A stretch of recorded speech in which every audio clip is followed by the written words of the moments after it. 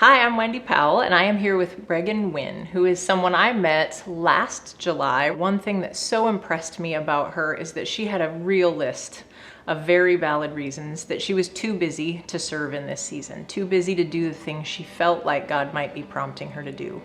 So instead of sitting with the list of reasons, she actually pressed in to discover what it is God was inviting her to. What brought you to CTK a year ago? So I relocated to the area 4 years ago with BP, and we moved to London, and I was married at the time. And we went through a divorce.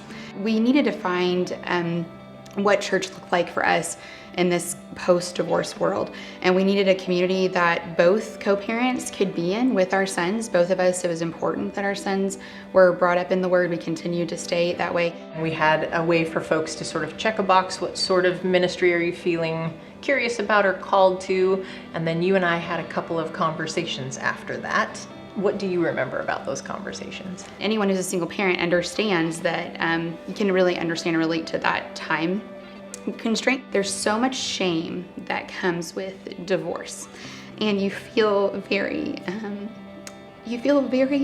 unusable anymore, right? Because you're not the image that you think you're supposed to be. There are a lot of people in this church that are still walking with God, and maybe not perfectly, and lots of mistakes made along the way, but how do you plug in? And I wanted to connect in the community, and I wanted to meet other women in the community. I wanted to meet other businesses in the community. I wanted to get involved. I didn't think I could have an impact, honestly, with the little that I had to give. So as we started talking about Blue Skies for Children, this tiny little nonprofit that it's actually a little hard to discover. They are not big and huge and on every list of things you look at, but they're doing such meaningful work. So I remember I introduced you to the executive director at the time. Pick the story up from there. How did you get from that first conversation to actually joining their board of directors? When I went to their office and they took me back to the shoes, and I had in my mind something that would be like a bunch of cheap white sneakers is kind of what I had envisioned. And when I got back there was a really wide variety of colors and brands and sizes, and we want them to feel confident and feel good going into school. Having 3 boys myself, like I know shoes are such a fun place for kids to express their personality and who they want to be in the world.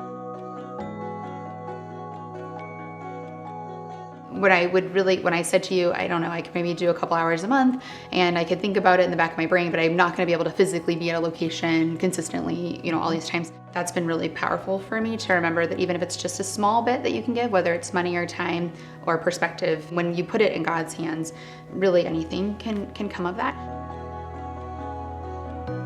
Really want the community to know that we're here to serve families and foster families. If you need resources, you need connection, please come in. My heart when I came to you was community, right? Like I was struggling with this new role that I had and a new place and a new life. And I love the women who work with Blue Skies, honestly. The board is really fun. We meet for dinner once a month, essentially. We sit down and we share a bit about life.